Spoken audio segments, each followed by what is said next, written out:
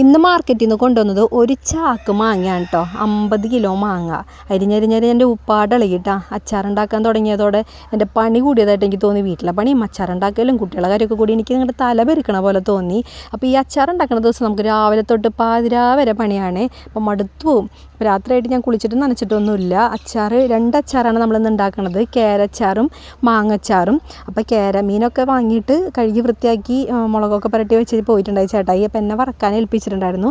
അപ്പോൾ gas stove വലിയ ഉരുളിയൊക്കെ കയറ്റി വെച്ച് തന്നിട്ടാണ് പോയത്. അപ്പോൾ ഞാനത് ഉണ്ടാക്കാനുള്ള ശ്രമത്തിലാണ്. ഉണ്ടാക്കാന്ന് വെച്ചാൽ വറുത്ത് വെക്കാൻ. ചേട്ടായാണ് അച്ചാർ ഉണ്ടാക്കുന്ന ആൾ. ആദ്യം തന്നെ ഉരുളിയിലേക്ക് എണ്ണയൊക്കെ ഒഴിച്ചു. വെളിച്ചെണ്ണയിലാണ് നമ്മൾ മീനച്ചാർ ഉണ്ടാക്കുന്നത്. ഇപ്പോൾ കേരയായാലും ചെമ്മീനായാലും ഒക്കെ നമ്മൾ വെളിച്ചെണ്ണയിലാണ് ഉണ്ടാക്കാറ്. മാങ്ങച്ചാറാണെങ്കിൽ എണ്ണയിലാണ് ഉണ്ടാക്കുക, എള്ളെണ്ണയിലാണ് ഉണ്ടാക്കാറ് കേട്ടോ. അപ്പോൾ വെളിച്ചെണ്ണയൊക്കെ ആദ്യം തന്നെ ഒഴിച്ചു. എന്നിട്ട് അതിലേക്ക് മീൻ ഇങ്ങനെ ഘട്ടമായിട്ട് ഫ്രൈ ചെയ്തെടുത്ത് മാറ്റി വെച്ചു. ഞാൻ ഉറക്കം തൂങ്ങി തുടങ്ങിയിട്ടുണ്ടായിരുന്നു. രാവിലെ തൊട്ട് ഇങ്ങനെ കുമ്പിട്ട് നിന്ന് മാങ്ങ അരിഞ്ഞ് എൻ്റെ തലയൊക്കെ വേദനിച്ച് തുടങ്ങിയിട്ടുണ്ടായിരുന്നു. രാത്രിയായപ്പോൾ എങ്ങനെയെങ്കിലും ഒന്ന് കുളിച്ച് കിടന്നാൽ മതി എന്നുള്ള ചിന്തയൊക്കെ ഉണ്ട്. പക്ഷേ മീനൊക്കെ കേടായി പോകുമല്ലോ. അപ്പോൾ അത് ഇന്ന് തന്നെ ചെയ്തല്ലേ പറ്റുള്ളൂ. മാങ്ങയായാലും അതെ, വെള്ളം പിഴിഞ്ഞ് ചീത്തയായി പോകും. അപ്പോൾ നമ്മൾ ഇന്ന് തന്നെ ഉണ്ടാക്കേണ്ടതുണ്ട്. അപ്പോൾ ചേട്ടായി കടയിൽ നിന്ന് ഏകദേശം ഒരു 10:30 ഒക്കെ ആകുമ്പോൾ വരും. എന്നിട്ടാണ് നമ്മൾ അച്ചാറുണ്ടാക്കുക. അപ്പോൾ ഞാൻ മീനിങ്ങനെ ഘട്ടമായിട്ട് വറുത്തു. ഏകദേശം കുറച്ചൊന്ന് ഫ്രൈ ആവണം മീൻ, അല്ലെങ്കിൽ കേടായി പോവും. പിന്നെ പൊടിഞ്ഞു പോയി അച്ചാർ ഇളക്കുമ്പോൾ പൊടിഞ്ഞൊക്കെ പോകും. അപ്പോൾ ഒരുവിധം നന്നായിട്ട് തന്നെ ഫ്രൈ ചെയ്തെടുക്കേണ്ടതുണ്ട് നമ്മൾ ഈ അച്ചാറിന് വേണ്ടിയിട്ടുള്ള മീൻ. അതിൻ്റെ ഇടയിൽ എനിക്ക് വിശപ്പിൻ്റെ വിളി വന്നു. അപ്പോൾ മീൻ വറുക്കുന്നതിൻ്റെ ഇടയിൽ തന്നെ പോയിട്ട് ഞാൻ കുറച്ച് ബിരിയാണി ഉണ്ടായിരുന്നു ഉച്ചത്തെ ബാക്കി, അത് കൊണ്ടുവന്നിട്ട് കഴിക്കാനൊക്കെ ശ്രമിച്ചു. പക്ഷെ എന്തോ കുറേ പണി ഉണ്ടായതുകൊണ്ടും പിന്നെ എന്തൊക്കെയോ മാനസിക വ്യതകൾ എന്നെ അലട്ടുന്നത് കൊണ്ടും എനിക്ക് ഫുഡ് കഴിക്കാൻ തോന്നിയില്ല. ഞാൻ അതുകൊണ്ട് പട്ടിക്കിട്ട് കൊടുത്തു. മീനൊക്കെ വറുത്ത് കോരി ഇങ്ങനെ വെച്ചു. വലിയ പാത്രത്തിലേക്കൊക്കെ ഇട്ടിട്ട് വെച്ചു. അതിടയ്ക്ക് 1-2 പീസൊക്കെ ഞാൻ എടുത്ത് കഴിച്ച് നോക്കി. നല്ല രുചി ഉണ്ടായിരുന്നു.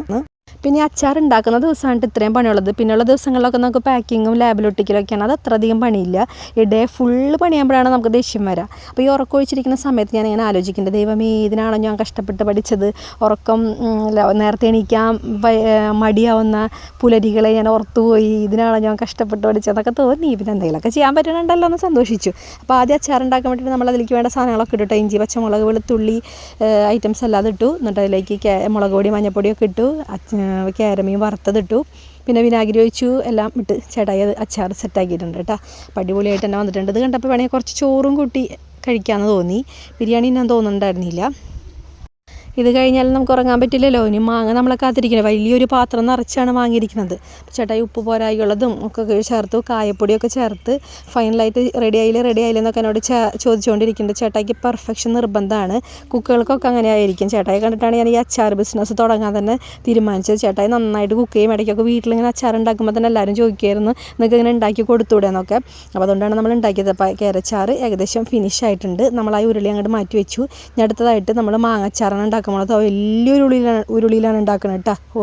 നാവ് അങ്ങോട്ട് കുഴഞ്ഞു പോകണം. വലിയൊരു ഉരുളിയിലാണ് നമ്മൾ മാങ്ങച്ചാർ ഉണ്ടാക്കുന്നത്. അതിനുവേണ്ടി നമ്മൾ വേറൊരു അടുപ്പൊക്കെ റെൻറ്റിനെടുത്ത് കൊണ്ടുവന്നു. അത് കൊണ്ടുവച്ചു. അടുപ്പത്തെടുത്ത് വെച്ചിട്ടുണ്ട്. മാങ്ങ തിരിച്ച് ഇതിലേക്ക് ഇടാൻ വേണ്ടിയിട്ട് നമ്മൾ ഷിനോയങ്കളെ വിളിച്ചിട്ടുണ്ട്. അല്ലെങ്കിൽ കുറേ ഘട്ടമായിട്ട് കോരിടേണ്ടി വരുമായിരുന്നു. അപ്പോൾ അതിലേക്ക് ആവശ്യമുള്ള സാധനങ്ങളൊക്കെ ചേട്ടായി അതിലേക്ക് ഇട്ടിട്ടുണ്ട്. അതായത് ഇഞ്ചി, വെളുത്തുള്ളി, പച്ചമുളക്, വേപ്പില, അങ്ങനത്തെ സാധനങ്ങളൊക്കെ ഇട്ട് ആദ്യം നന്നായിട്ട് അതിൻ്റെ പച്ചമണം മാറുന്ന വരെ വഴറ്റിയെടുത്തു. പിന്നെ അതിലേക്ക് മഞ്ഞൾപ്പൊടി, മുളക് പൊടിയൊക്കെ ചേർത്തു.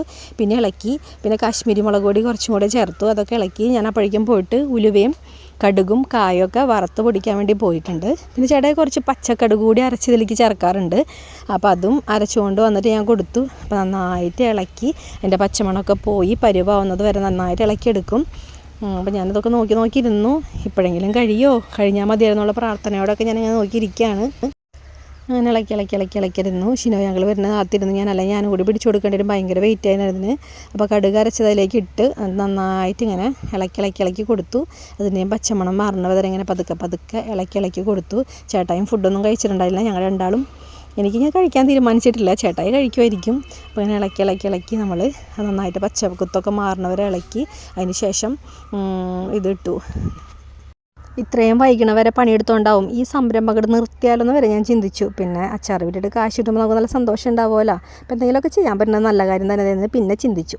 അപ്പോൾ നമ്മുടെ അച്ചാർ തയ്യാറായിട്ടുണ്ട് ഏകദേശം.